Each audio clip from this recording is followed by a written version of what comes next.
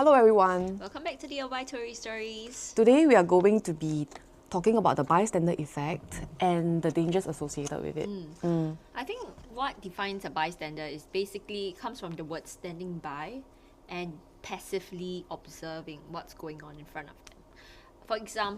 Take for example, when I travelled overseas and I was in a station and I was about to go into the turnstile, just as I was about to approach it, someone from behind had tried to rob me.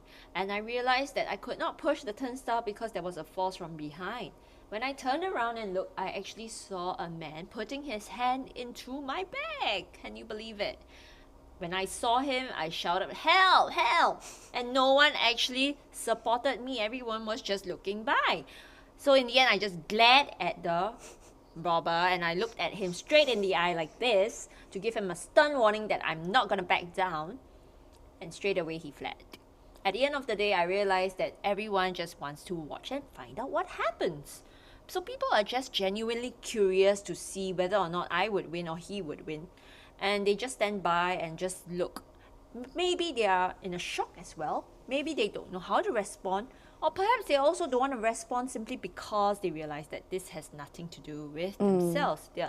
I was not related to anyone at the station, and neither was I the daughter of anyone there. So why would they want to help me?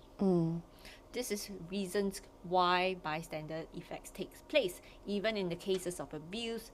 And like in Megan Kang's case, sadly, she passed on because there were people around her who knew about the case but did not report her. So what do you think can be done? I think before we talk about what could have been done, I think I would like to share an experience when I was in secondary school. I remember very vividly because, I still can remember it till now, even after like 20-ish years. I was a bystander when I saw my classmate being bullied in the classroom.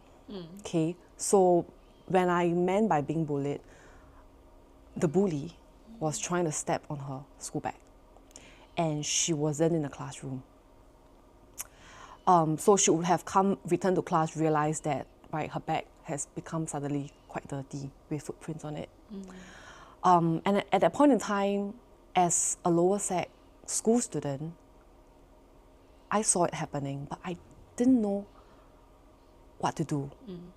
But now in retrospect, there were certain things I could do. I could walk up to the bully and say, "Stop doing that. That's considered bullying." But I didn't have the vocabulary to talk about that then, right? No one was actually talking about bullying and how to report bullying or how to even tell someone in position that someone else is being bullied.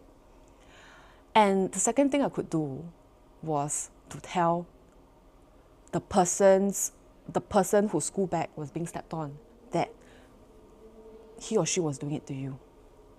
That could have been the second thing I could have done, but I did not do it because I think I didn't want to stir trouble. Or rather, why would I want to tell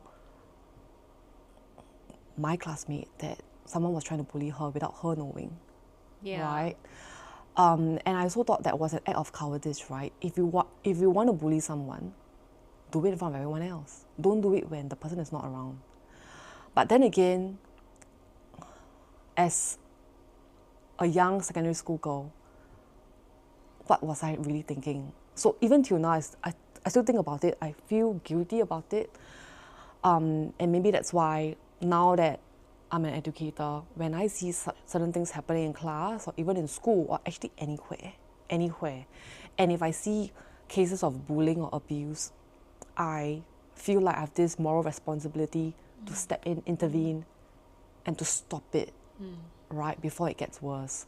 So like even in the classroom, right, even if I could hear a single hint of bullying, even when they say that they're joking, I will still say that that's an act of bullying. Yeah.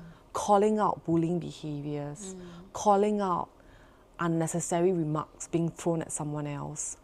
I, as much as possible, try to make sure that that kind of actions and behavior, they're not tolerated or accepted in the classroom. Yeah, that's what I would do as an educator. How about yourself? I think as an educator, we need to educate students on how to stand up for their friends when they see other friends being bullied. But first and foremost, we need to be role models ourselves before we even go out there and preach.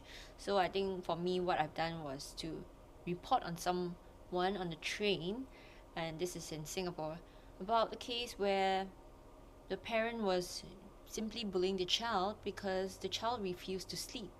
And I think that only if the parent starts spanking the child for no reason, like in that case, she spanked the child because the child refused or could not sleep, then this is a point where we start to question what is really abuse, what is supposed to be reported, what is spanking a child because they misbehave abuse or not.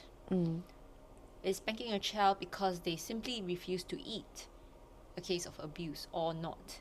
And this is where definitions need to be defined. And as a society, no one has defined that for us. In schools, no one has defined that for us. And the government does not define anything like that explicitly. We know that smoking on a train, there's a fine of $5,000. Or carrying durian into the train, something like $1,000 fine. And these are explicitly stated out. But what about abuse caught on camera? Or abuse seen in public? What is the fine? It's not stated anywhere. There's no sign saying no abuse or else fine or jail whatsoever. Yeah. And this needs to be done in the public so that everybody knows this is not allowed. Yeah. And it must be reported right away. I think the thing about abuse is very subjective. What's abuse? What I see as abuse might not be abuse to you. Yeah. So, for example, is it considered abuse if, let's say, the child does not cry? Or like when someone does something to a child and the child did not cry? Is that considered abuse? Right? In fact, I'll define abuse in 3 different ways. First, we've got physical abuse, which we obviously can see. If someone lays a hand on us and we don't like it, that's considered abuse, right? And then the second one would be emotional abuse, when I emotionally manipulate someone into submission, right? If I threaten you to do something against your own will, then that is emotional abuse. Or I could be gaslighting you, right? By telling you that you're not good enough and all. That is also considered emotional abuse. And the last one, I think, that is neglect. Neglecting, ignoring, isolating someone.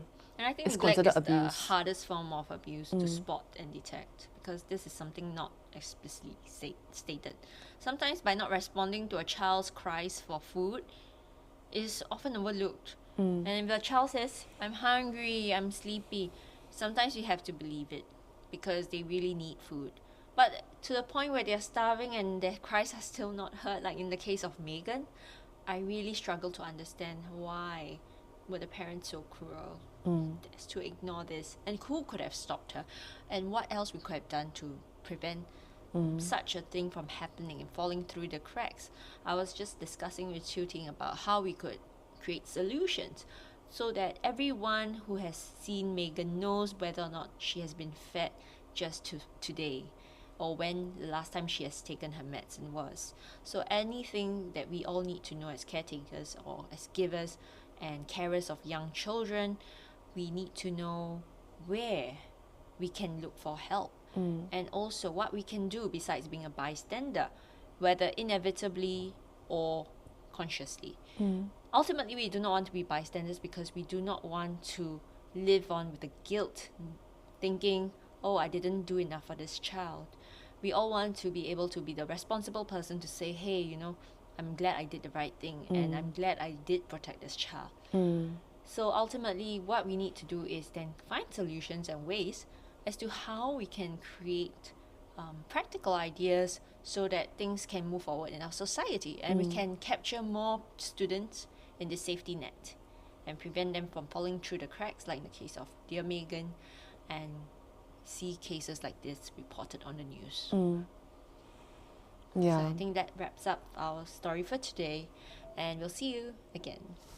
See you.